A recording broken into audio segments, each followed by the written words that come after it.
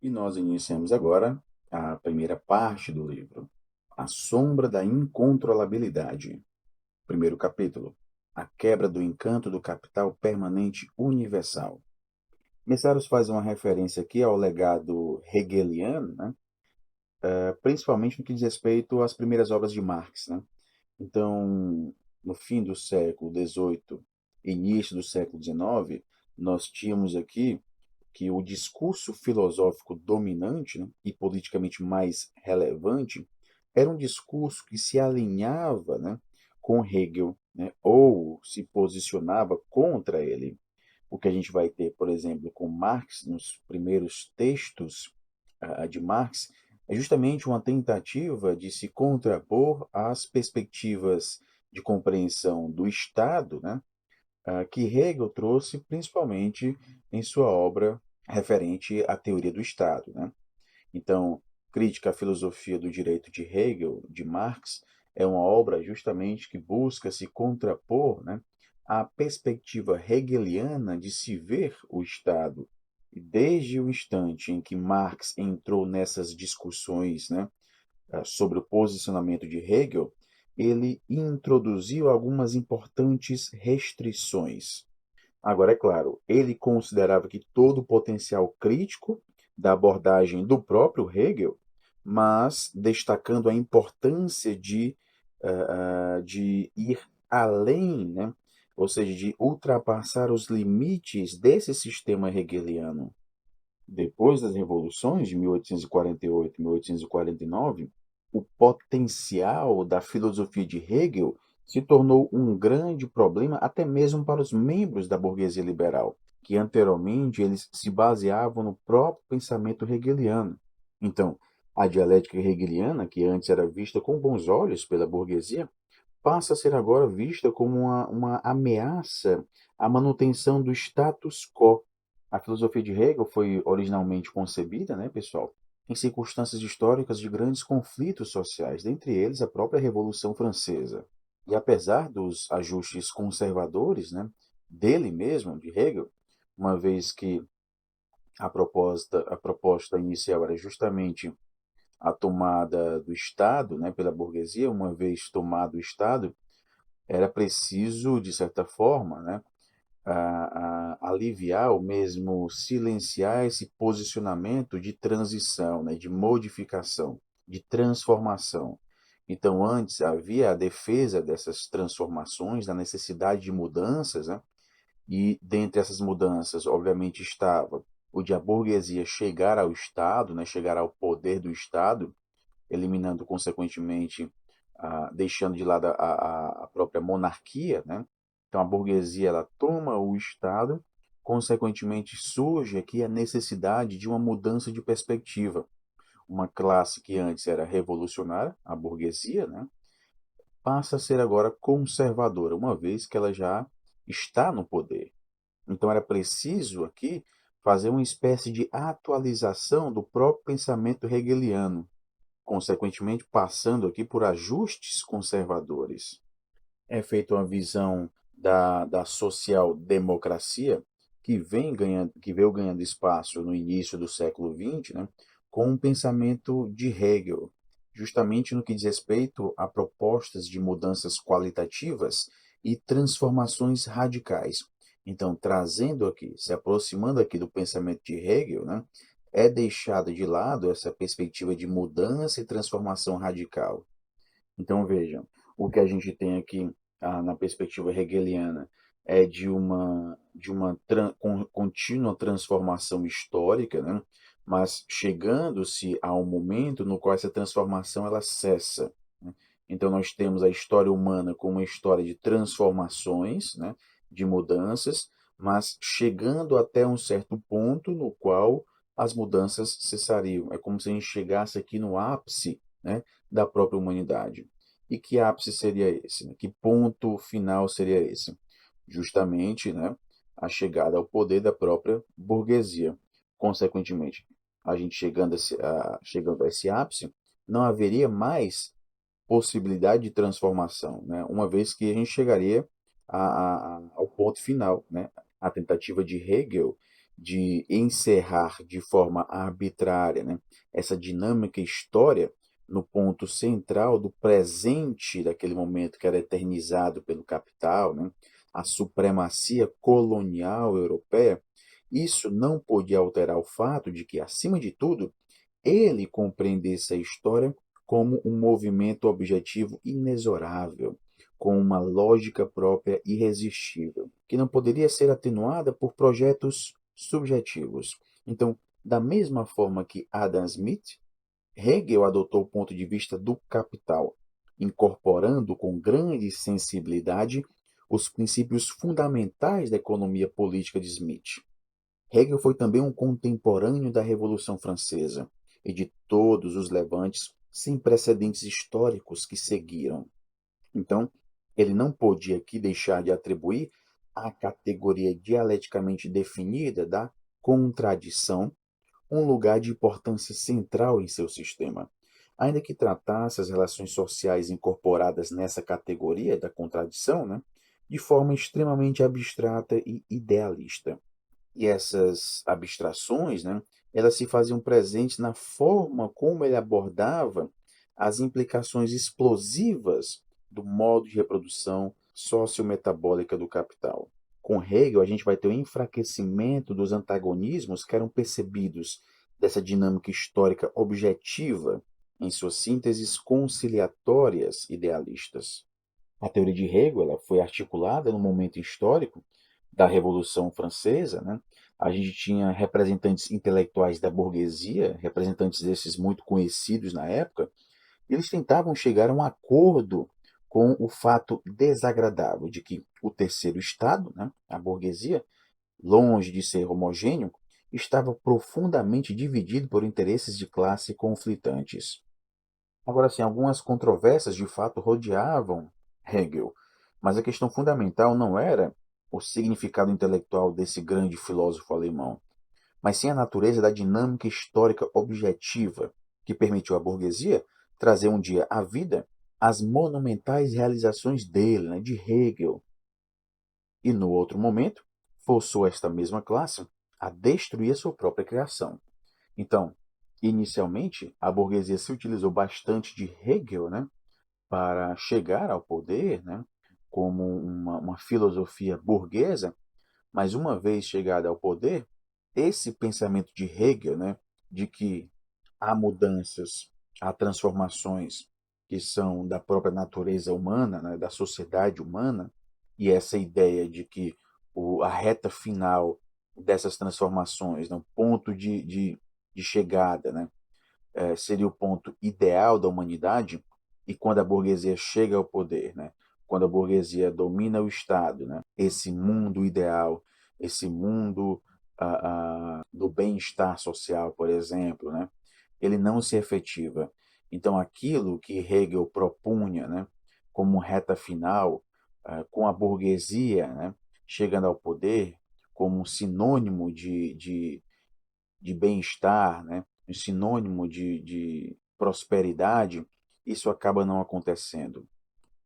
Então, ele sempre trazia essa mensagem que nós tínhamos chegado ao estágio histórico final, além do qual seria inconcebível sequer tentar prosseguir sem uma autocontradição, pois o que até então foi realizado não resultava de um empreendimento humano limitado, mas era a jornada que era prevista desde o início da autorrealização do espírito do mundo, culminando, né, resultando no plano do esforço humano na última ordem, né, que é justamente o capital permanente universal.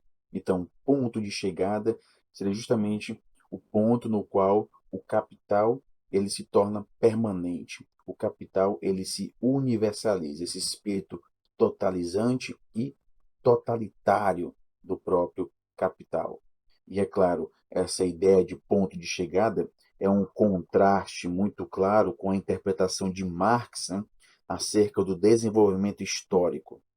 E é claro, a adoção desse ponto de vista, inevitavelmente, significou uma atitude cega de Hegel em relação à dimensão destrutiva do capital. Então, ele não via o aspecto negativo do capital, o aspecto destrutivo do capital como um sistema de controle.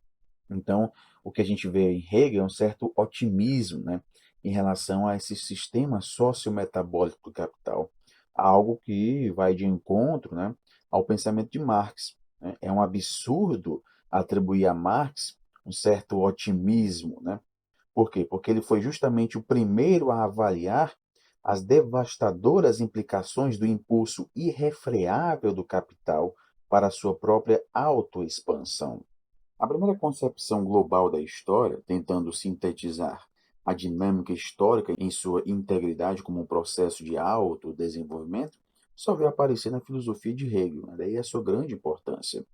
Muito além, até mesmo de seus maiores predecessores nesse terreno, como Vico e Kant, Hegel ofereceu uma narrativa de eventos e transformações reais da história em termos das necessidades que eram subjacentes de uma história do mundo que se desenrolava, né, e da concretização da liberdade. Hegel tentou tornar a história inteligível em relação a uma atuação que tinha de empenhar-se para se manter na estrada da história do mundo. Para Hegel, o tempo histórico não era a sucessão de narrativas detalhadas que falavam apenas por si, nem a concretização de ciclos repetitivos, mas sim o tempo de um inesgotável movimento de avanço na realização da ideia de liberdade.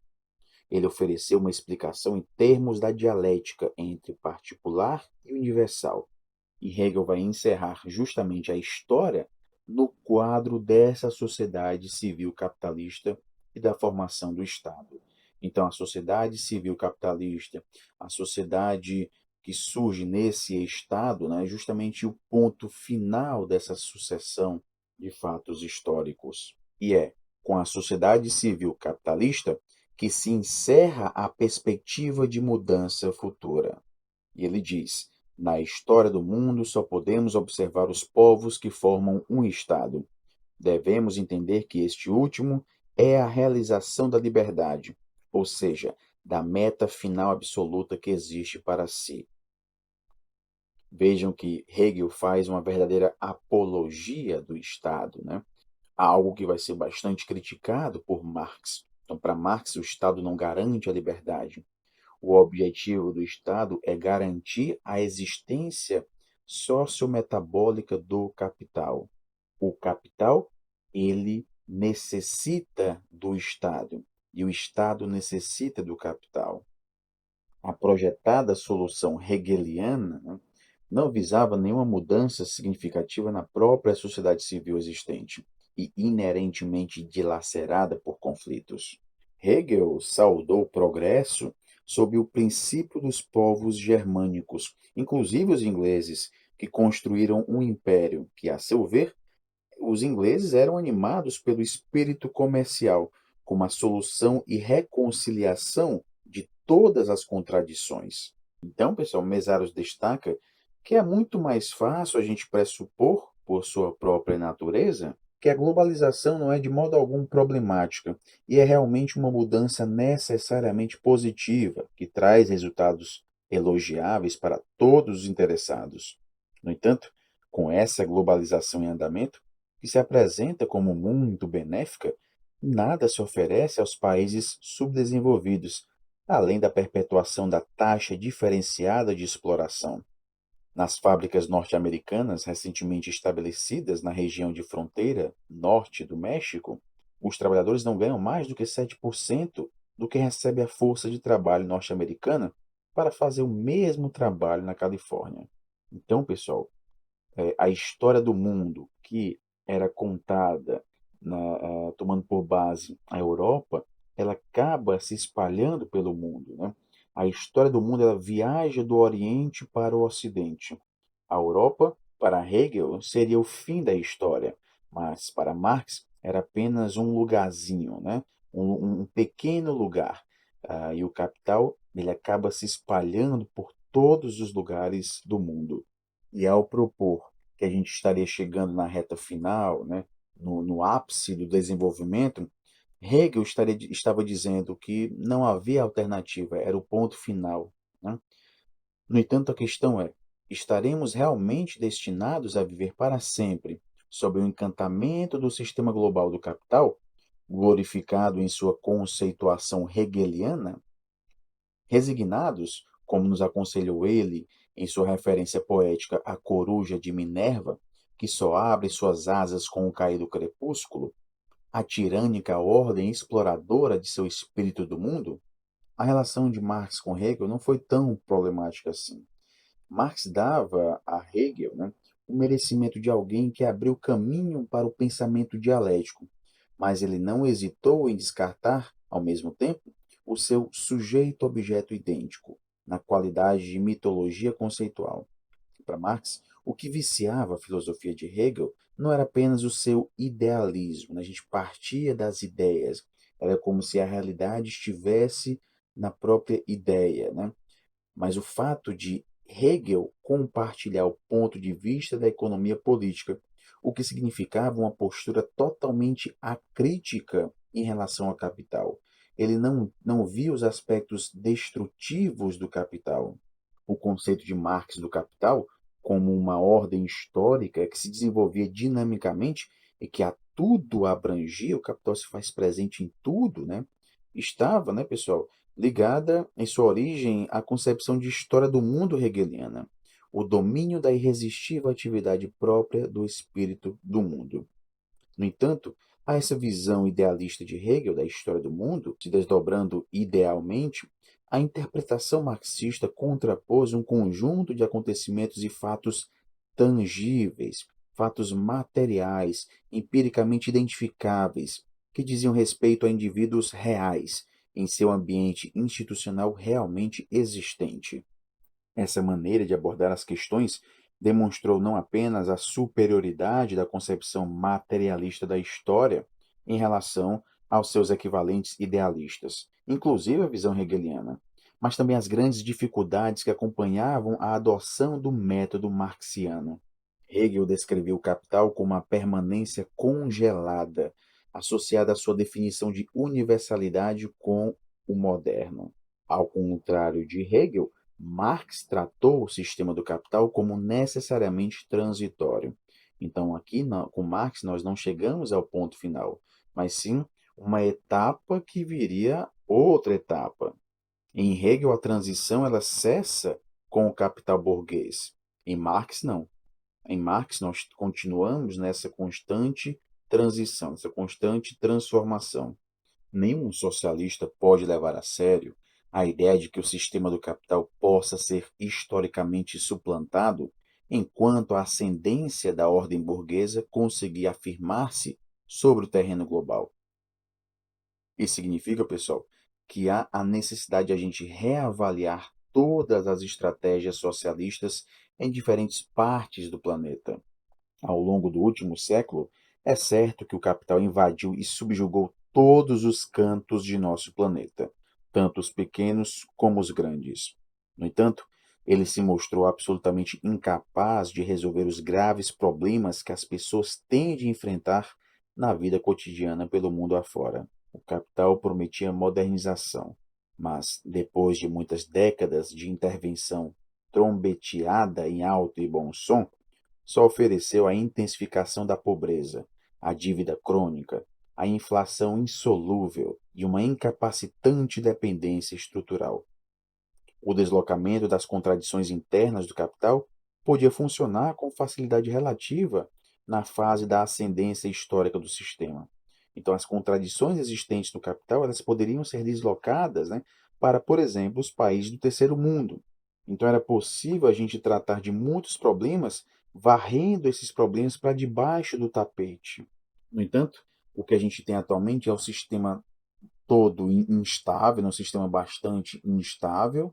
Os privilégios da própria minoria, da pequena minoria, são insustentáveis, uma vez que acaba fazendo com que haja uma maior exploração da grande maioria. A gente tem uma maioria que é explorada, em detrimento dos privilégios da minoria.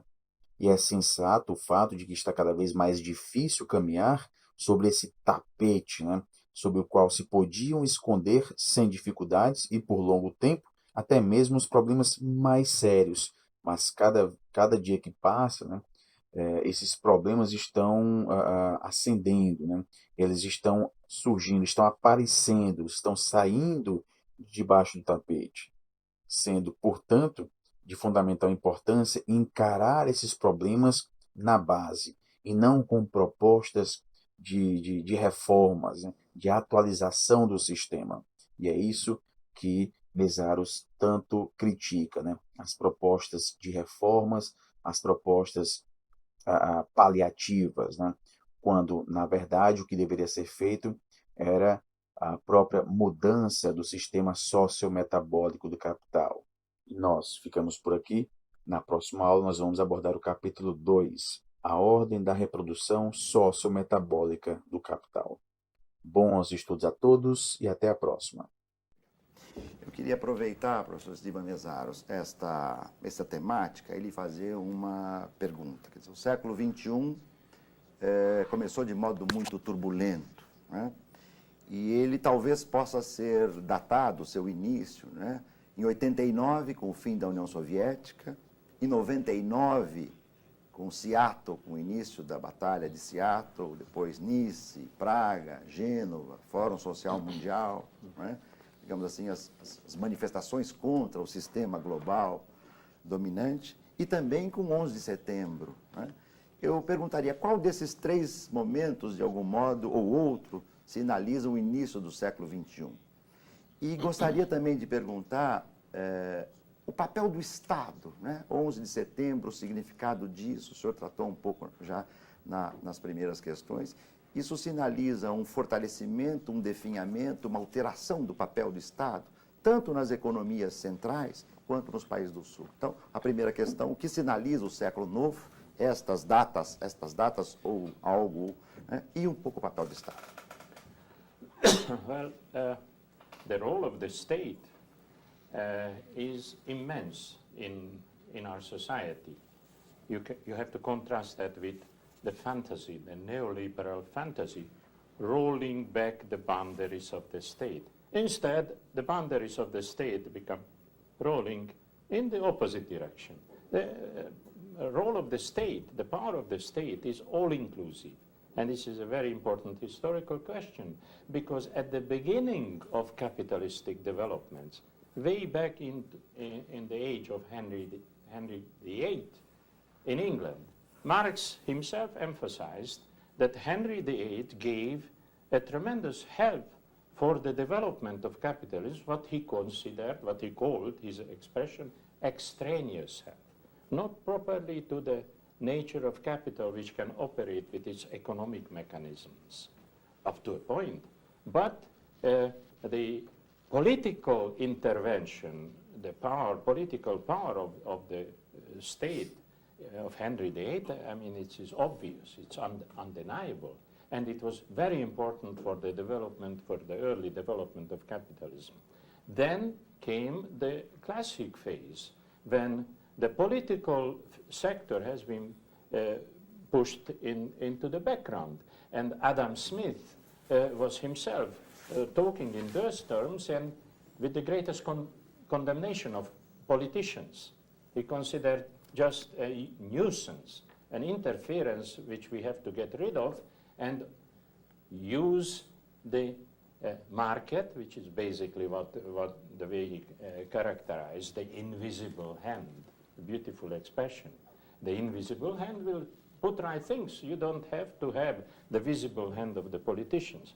Now, this is what has been reversed in the 20th century, because the power of the state is so vital and has been so vital from the beginning of the 20th century and ever increasing.